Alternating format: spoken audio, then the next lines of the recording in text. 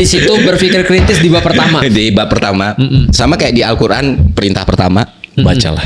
Perintah pertama kan nggak nyuruh ibadah, yang nyuruhnya baca gitu, nggak nyuruh ngapa-ngapain, baca ikro berkali-kali gitu.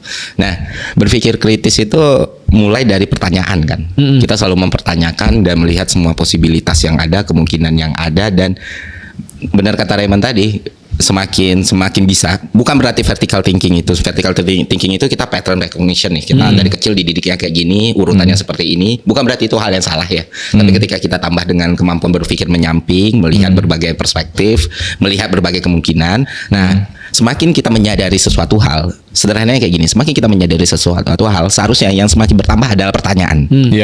Semakin kita banyak yang kita lihat, maka itu akan linear sama pertanyaan, kenapa kayak gini, benarkah seperti ini, kalau seperti ini jadi seperti ini, kalau seperti ini jadi seperti ini. Cara mengasahnya adalah, pertama jelas kita harus tambah kemampuan kita, kognitif level kita harus ditingkatin, dan kognitif level itu peningkatannya banyak banget caranya. Kita bisa belajar, kita bisa mendengar informasi, kita bisa mencerna informasi, mencari lebih banyak hal. Kalau gue dari dulu yang ngelatihnya, gue selalu mencari tahu hal yang gue ragukan lebih banyak daripada yang gue percayai. Bagus banget. Nah, sederhananya kayak gini. Kita pakai contoh ekstrim misalnya, bumi bulat, bumi datar. Ya.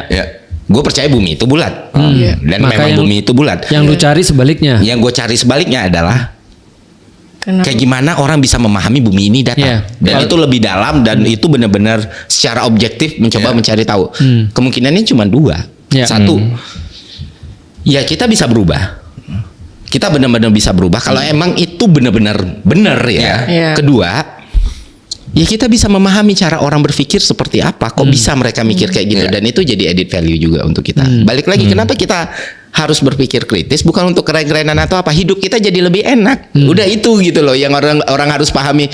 Kenapa manusia harus bisa berpikir kritis, supaya jadi aktivis kah, supaya atau bisa supaya jadi politisi, filosof? Enggak, hidup lu lebih enak aja ketika lu bisa ngelihat sesuatu lebih banyak daripada orang lain.